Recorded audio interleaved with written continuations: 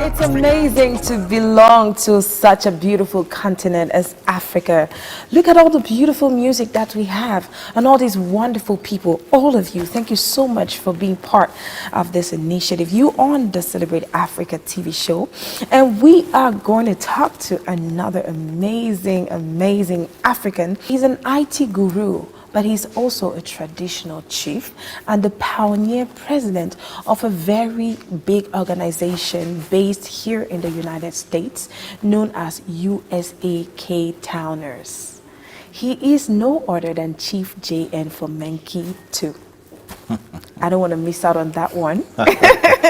Because you know what? When you miss out on a traditional title, you have to pay fines. Good evening, sir. Good evening. How do you get a chief? We're in the modern era, so there's no bowing down, no, all those things? Nah, except when I'm in my tour. In your what? In my tour. In your tour? Yes. What is that? That's a special thing. Special thing? Yeah. You want to share a little bit about that special thing with us? Maybe we'll talk about that later. Anyways, thank you so much for accepting to be part of this initiative, the Celebrate Africa TV show. Tell us a little bit more about you. I'm Chief J.N. Fomenki II. I'm an IT professional, as you already said. I'm an entrepreneur. I'm a systems engineer. I'm a multi-talented guy. And the reason you got me on this show today is because I lead an organization which as a founder, and I have a co-founder in the audience here, called USAC, United States Association of K-Towners. And we've been in business for about 4 to 5 years.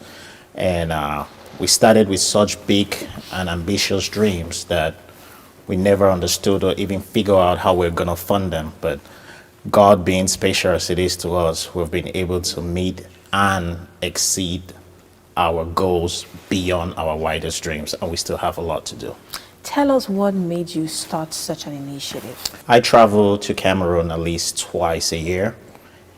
And when you go back home and you see the challenges that people face, water. Yeah. I would say probably Boyer was the only town in Cameroon that had better water than Kumba. Some people say Moyoka too.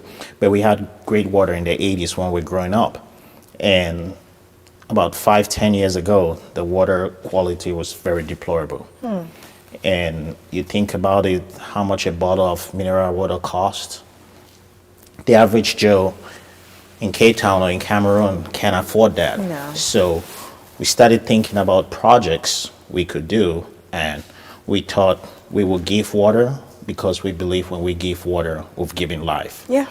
And we started about 10 of us, 11, and we said we're going to raise funds here in the United States, travel that money and transform all the way and build boreholes and give it to communities for free. And people thought we were crazy. There were people that said, there are people here that need help. And my response is always, if you can afford an air ticket until you get here, you got at least one way is about 700,000-800,000 francs. That's almost $2,000. You are 10 times better than people back in Kumba that probably don't even, to see a 10,000 francs, $20 is a scarcity. And that's how we started. What are some of the challenges that you've had so far along the way? K-Town, Kumba is a very complex town. In broken English, they said Kumba di kene kene for dry season. In politics, in real life. So we started because we had a previous organization that collected a lot of funds from people and did nothing with it.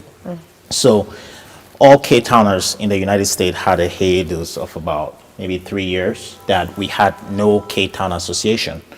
And we have great people from K-Town, lawyers, businessmen, tycoons, doctors, pharmacists, biomedical engineers, a lot of skill sets. And I thought we ought to start something. So we started, and again, we needed to get the confidence of people who had donated before and didn't see anything. And it was a struggle. I put in maybe $8,000-9,000 of my personal money to jumpstart it, to pay for hall, to get things done because we didn't have no funds. But we believed we could do it, and we stuck with it. and we convinced people, and we went down there and built borehole number 1 in Kumba 1 Council. We built the second one in Kumba 2, and now as I speak to you, water is flowing at Kumba 3 and people are drinking it. I want to go back down there and drink some of that water, living water. I was at one of your events and I was completely speechless. I think that was where I met with you, when I heard you talking about your community so passionately. When I watched those images, I was like, wow, I have not really seen organizations that go back to really transform lives. So what are some of the feedback that you've gotten so far from the people? We did something that I don't think any Cameroonian association has been able to do. We got the best-selling artists in Africa, the biggest. Yeah. I'm talking about Peter and Paul Okoye. Yeah. Both of them were supposed to be at our occasion, and they came under the auspices of our biggest donor, collaborating with me, Mr. Wilson Dacosta, and committed to come to that event to support. And we had the most successful fundraiser we've ever had. We raised over $95,000 in less than 2.5 hours. Feel like that deserves it. So what is the way forward? Yes, we have water right now. Next project. We are going to, I'm glad Mr. Eben Armstrong is here. We have a lot of people in the medical field that want to do something that we need is assistance. We're looking at building public toilets. I think the only town in Cameroon with a public toilet that I have seen is Sang Malima, very clean town. I was so envious when I saw that. Yeah. And I thought about it, and I called one of my closest collaborators. I said, Mr. Semayon, we can do this in Kumba too. We can have public toilets. Yes, we can. And yes, we can. We're going to try to get public toilets, build more boreholes, get more medical equipment, basically help the little John and Mary, the Mr. and Mrs. A and B that nobody knows about them, that they could get a direct impact and figure out that this little organization, you said we're big, we're not. We're small in numbers, Doing big things. they're doing big things. Thank you so much for being part of us today. That's one of the reasons why we celebrate people like you who are able to step out of the crowd and who are not afraid, of falling, because falling is part of getting strong. Yes. Keep up the good work. Thank you. And we'll definitely come around to see what's going on. And I need to drink some of that water from Kumba. Seriously, I have to drink some of that water. It's available. It might transform something in me, Natural borehole water. Africa, Africa, Africa, Mama, wait for you.